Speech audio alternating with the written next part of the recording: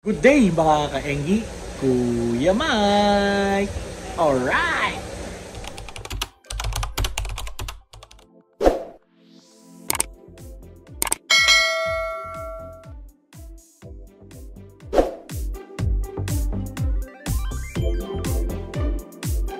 Yun mga ka-Enggi, no? So meron tayong bagong i-explore, no? Aside do sa atomy natin, no? Meron tayong isang itatry na i-breed. Tapos tingnan natin kung maging successful tayo, no? Okay, hindi, no? Ito yung ating breeding tank, no? Na sinetup. At ready na yan, no? Mga isang linggo na yan nagsa-cycle, no? Nilagyan ko na nga po ng test fish, no? Yung ating feeder fish, diyan ko nilalagay para mag-cycle na yung ating tubig, no? So siguro mga kaingi, may idea na kayo, no? At syempre nakita nyo na rin naman sa thumbnail kung ano po yung ating bagong venture na ibibreed. At ayun, no? Hintayin lang natin yung pagdating ng ating mga crawfish, no?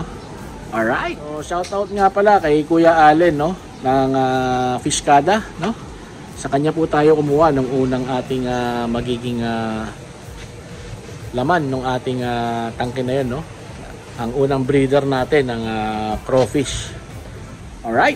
Pala, no, kung di pa kayo nakasubscribe, please consider subscribing. Like and share nyo na rin tong video na to para mas dumami pa tayo dito sa ating community.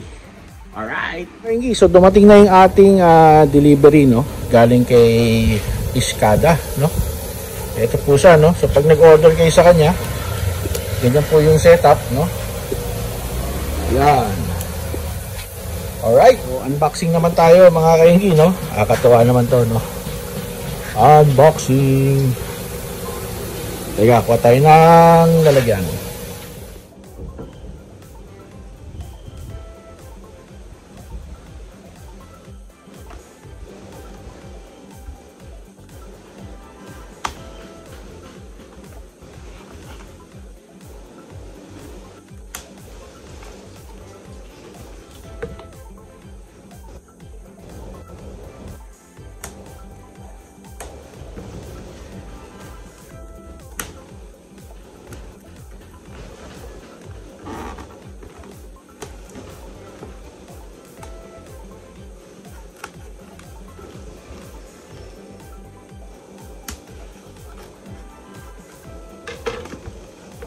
Mga kaingi, so bubuksan natin, tingnan natin kung ano naman sa loob.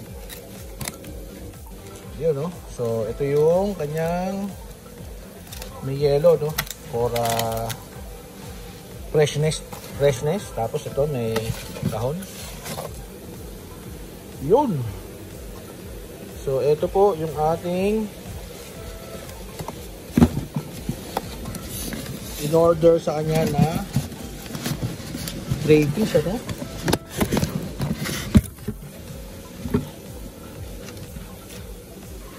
Yun, no?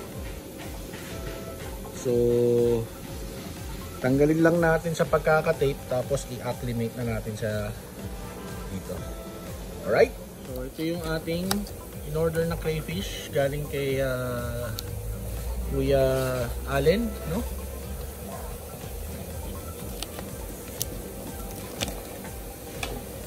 Yan. So acclimate lang natin, no? Bago natin sila i-release.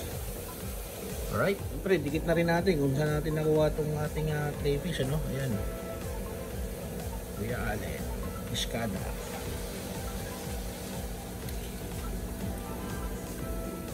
Okay. Ayan nga pala si Sam, no? So lagay lang natin sila dyan sa ibabaw muna, no?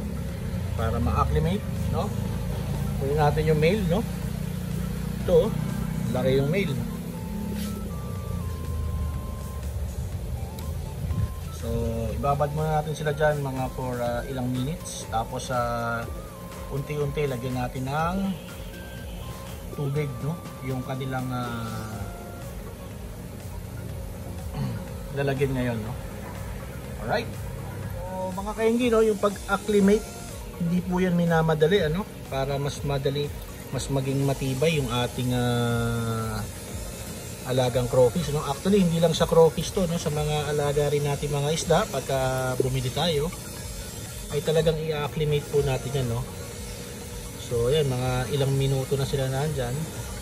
Siguro may mga 20 minutes na. Ngayon maglalagay naman tayo unti-unti ng tubig dyan, no? May butas naman no? Para maka-adapt na sila, no? So ito yung male, then dalawang female, no? Yun mga kainggi, so nirelease na po natin, no? At andito yung male, nandito yung dalawang female, no? Nagsisiksikan sila dito.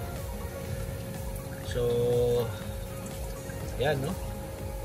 Almost 1 hour, no? Yung pag-acclimate ko at drip method, no?